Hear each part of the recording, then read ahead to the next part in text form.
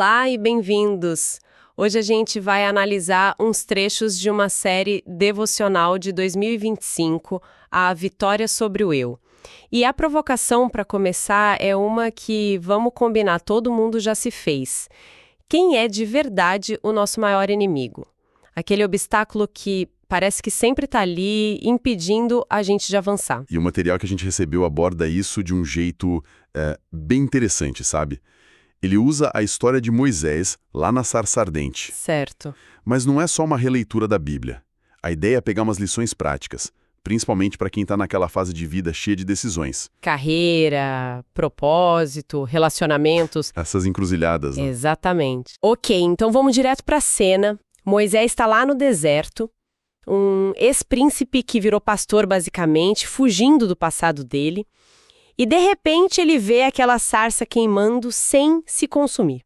Mas a primeira reação dele, segundo o texto, é de pura insegurança. Ele se sente, totalmente incapaz. Paralisado. E é nesse contexto que Deus oferece a ele 3 sinais. E o texto interpreta esses sinais como 3 tipos de inimigos que a gente enfrenta.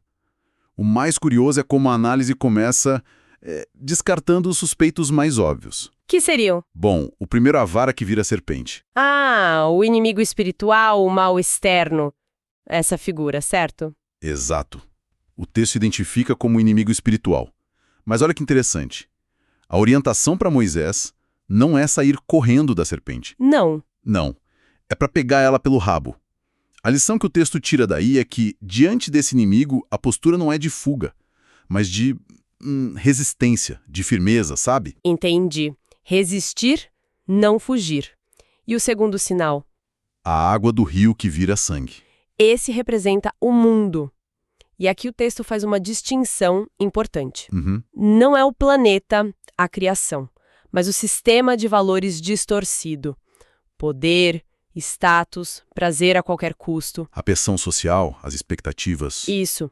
E, de novo, a orientação não é se isolar de uma bolha, é ter uma fé firme que, segundo o texto, vence o mundo.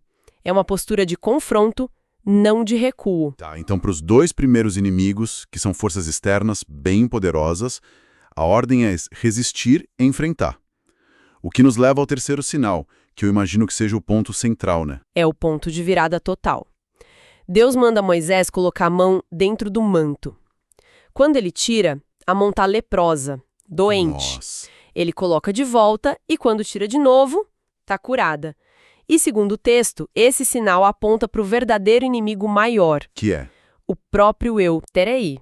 Então, depois de lidar com figuras tão imponentes, o texto vira o holofote para dentro, para a própria mão de Moisés. Isso é bem contraintuitivo. Totalmente. E a linguagem que o material usa é forte. Descreve esse eu como a natureza humana contaminada, a personalidade não tratada, a estrutura emocional desgovernada. Uau! E aqui vem a grande virada. Se para os inimigos externos a ordem era resistir, para esse inimigo interno a orientação é outra. Que seria? Fugir. Mas como assim? Fugir de si mesmo?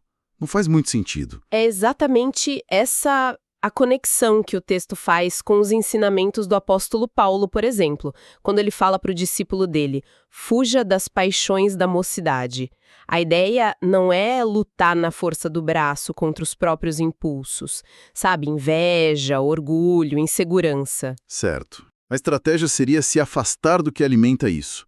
É a ideia de que viver pelo Espírito é o caminho para não satisfazer os desejos dessa natureza interna desgovernada. Nossa, então a conclusão do texto é que a gente pode passar a vida lutando as batalhas erradas, focando lá fora, quando o verdadeiro campo de batalha está aqui dentro. É aquela voz interna que sabota, que alimenta a procrastinação, a ansiedade. Exato. O maior obstáculo para alguém alcançar o próprio destino não seria uma força externa, mas, sim, a falta de governo interno. O chamado do texto é para desenvolver o que ele chama de espiritualidade inteligente, a capacidade de governar o próprio coração. Um chamado ao autoconhecimento, ao autodomínio consciente. Isso, algo que é crucial, né? Então, no fim, a análise toda nos força a olhar no espelho. A grande vitória não é sobre um inimigo lá fora, mas sobre a gestão do nosso mundo interior. Exatamente. O que levanta uma questão bem importante para a gente refletir. O texto fala em governar o eu e fugir das paixões. Pensando nisso, na prática, no dia a dia, qual seria a linha, aquela linha bem tênue, que separa o autodomínio que constrói daquela autocrítica que destrói? Como praticar essa disciplina interna de um jeito que gere crescimento, que gere saúde, em vez de só culpa ou uma repressão que acaba adoecendo a gente?